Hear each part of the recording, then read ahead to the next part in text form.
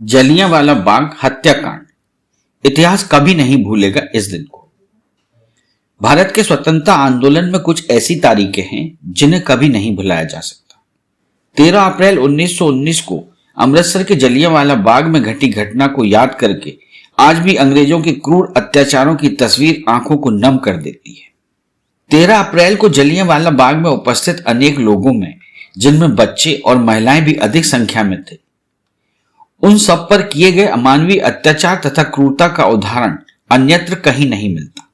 आज भी जलियांवाला बाग में अनगिनत गोलियों के निशान जनरल डायर की क्रूरता की याद दिलाते हैं। जलियांवाला बाग में रॉलेट एक्ट के विरोध में एक सभा का आयोजन हुआ था, जिस पर जनरल डायर की निर्दयी मानसिकता का प्रहार हुआ। इस घटना ने भारत के इतिहास की धारा को ही बदल दिया। सर्वप्रथम यह जानना जरूरी है कि रॉलेट एक्ट क्या था। भारत में रॉलेट एक्ट 21 मार्च 1919 से लागू किया गया था। इसने डिफेंस ऑफ इंडिया एक्ट की जगह ली थी, क्योंकि यह एक्ट प्रथम विश्व युद्ध के बाद ही समाप्त हो गया था। रॉलेट एक्ट में ऐसी विशेष अदालतों की व्यवस्था की गई थी जिनके निर्णयों के विरुद्ध अपील नहीं हो सकती थी। मुकदमे की कार्यवाही बंद कमरों में होती थी, जिसमें गवाह पेश करने की भी इजाजत नहीं थी। प्रांतीय सरकारों को अन्य अधिकारों के अलावा ऐसी असाधारण शक्तियां प्रदान की गई थी कि वे किसी की भी तलाशी ले सकती थी, उसे गिरफ्तार कर सकती थी या जमानत मांग सकती थी। 13 अप्रैल 1919 को राष्ट्रीय कांग्रेस के आह्वान पर तत्कालीन केंद्रीय असेंबली में पारित रॉलेट एक्ट बिल, जो जनमत के विरोध के बावजूद पारित किया गया था, उसका आम सभाओं द्वारा विरोध करने का निर्णय लिया गया। इस बिल का उद्देश्य भारत की आजादी के लिए चल रही गतिविधियों को कुचलना था। अतः इस बिल के विरोध में 6 अप्रैल 1919 को काला दिवस के रूप में मनाने का निर्णय लिया गया। उक्त निर्णय के तहत उस दिन पूरे देश में हड़ताल करना और सार्वजनिक जगहों पर सभाएं करना भी शामिल था। इसी क्रम में 13 अप्रैल को जलियांवाला बाग में सभा आयोजित की गई थी, जिसमें पंजाब के प्रमुख कांग्रेसी नेता डॉक्टर शराफुद्दीन किचलू तथा डॉक्टर सत्यपाल उपस्थित होने वाले थे, परंतु उन्हें सभा से पहले ही गिरफ्तार कर लिया गया। पंजाब के जनरल डायर को यह आयोजन स्वीकार नहीं था। उसने अमृतसर के स्थानीय प्रशासन को आदेश दिया कि इस बिल के विरोध में होने वाली सभी गतिविधियों को सख्ती से कुचल दिया जाए। जलियांवाला बाग पर जनरल डायर गोरखा सैनिकों के साथ स्वयं पहुंच गया और सैनिकों को आदेश दिया कि सभी सभाजद लोगों को घेर लो। सभा में उपस्थित लोग ये सोच भी नहीं पाए कि सिपाही यहां क्यों आए। जनरल डायर ने किसी भी प्रकार की पूर्व चेतावनी दिए बिना सिपाहियों को आदेश दिया कि सभा में उपस्थित लोगों को गोलियों से मार दो। जनरल डायर के आदेश पर सिपाहियों ने दनादन गोलियां चलाना शुरू कर दी, जिससे हर तरफ चीख पुकार मच गई, भगदड़ मच गई। लोग जान बचाने के लिए इधर उधर भागने लगे। जलियांवाला बाग चारों तरफ से मकानों से घिरा हुआ था। वहां से निकलने का एक ही रास्ता था, जिसे फौज ने रोक रखा था। इसलिए जनसमूह अपने को गोलियों की मार से बचाने में असमर्थ था। बाग के बीच में एक कुआं भी था, जिसमें भागते समय अनेक लोग गिरकर मर गए। एक अनुमान के अनुसार इस घटना में 800 से अधिक लोग मारे गए और हजारों जख्मी हुए। जख्मी लोगों को किसी भी प्रकार की मेडिकल सहायता नहीं दी गई, यहां तक कि घायलों को पीने का पानी भी नहीं दिया गया।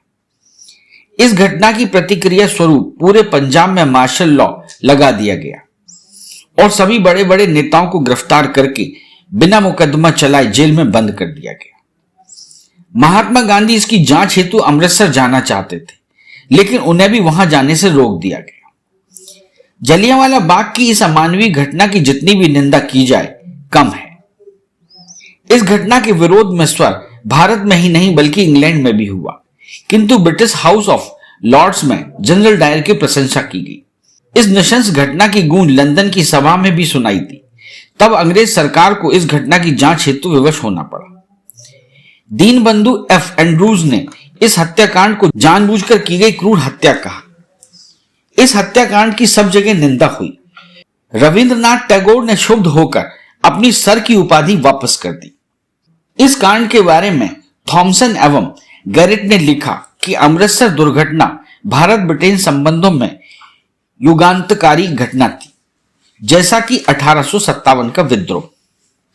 इस घोर नरसंहार को ऊधम सिंह ने अपनी आंखों से देखा था, क्योंकि वे उस समय वहां उपस्थित लोगों को पानी पिला रहे थे। ऊधम सिंह पर इस बर्बरता का मानसिक असर इतना अधिक पड़ा कि उन्होंने उसी वक्त यह प्रण कर लिया कि वे इस खून का बदला खून से लेंगे। भारत के स्वाधीनता संग्राम में ऊधम सिंह एक ऐसा नाम है जिसने अपने देश के लोगों की मौत का बदला लंदन जाकर लिया और पंजाब के गवर्नर रहे माइकल ओ डायर को गोलियों से भून दिया। भारत माता के ऐसे वीर सपूत को आज भी याद किए बिना शब्दों की यह श्रद्धांजलि अधूरी है। ऊधम सिंह का जन्म 26 दिसंबर 1899 को तत्कालीन पटियाला रियासत में हुआ था।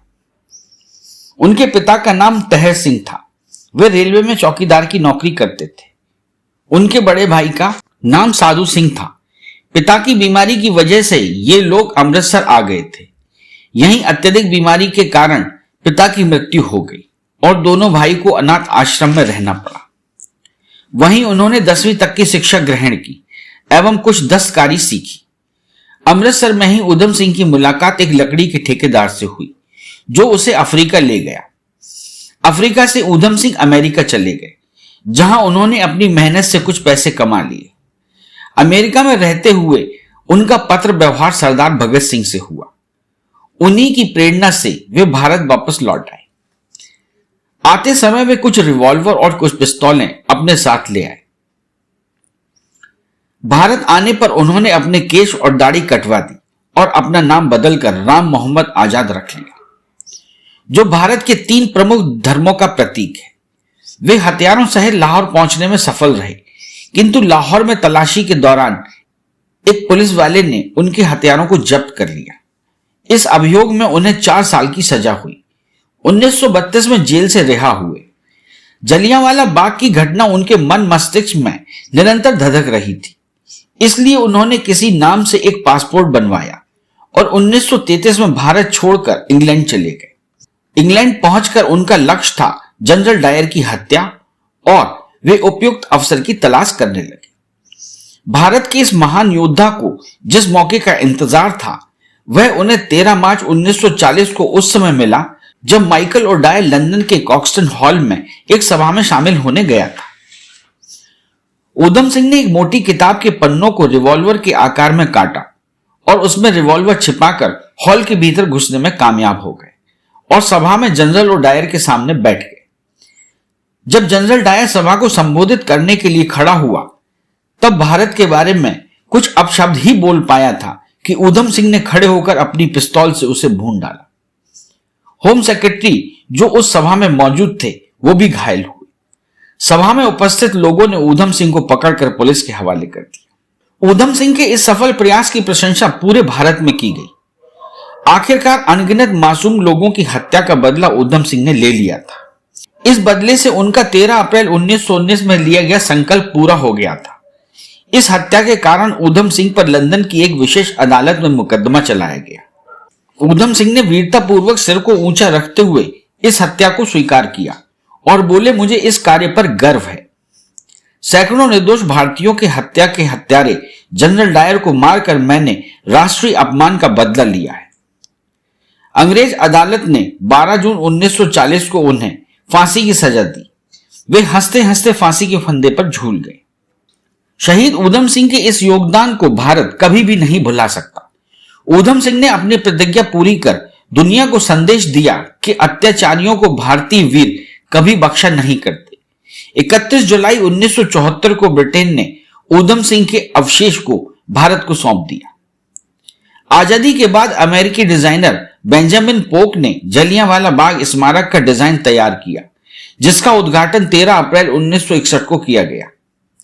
भारत की स्वतंत्रता में बलिदान की अमर गाथा जलियांवाला बाग को भारत के इतिहास में कभी भी भुलाया नहीं जा सकता। ऊधम सिंह और जलियांवाला बाग में शहीद हुए अनगिनत लोग अमर हैं। 13 अप्रैल के दिन हम इन वीर शहीदों का स्मरण कर इन्हें श्रद्धा सुमन अर्पित करते हैं। जलियांवाला बाग पर बनी फिल्म, इस घटना के ऊपर साल 1977 में एक हिंदी फिल्म भी बनाई गई थी और इस फिल्म का नाम जलियांवाला बाग रखा गया था।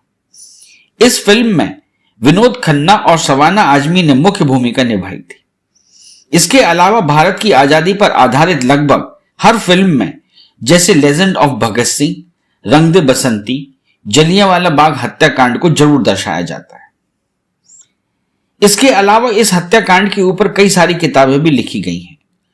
साल 1981 में आया उपन्यास मिडनाइट्स चिल्ड्रन में 13 अप्रैल की इस घटना का जिक्र किया गया था। यह उपन्यास सलमान रश्दी ने लिखा था। साल 2012 में इस उपन्यास के ऊपर एक फिल्म बनाई गई थी, जिसमें कि इस हत्याकांड को भी दर्शाया गया था।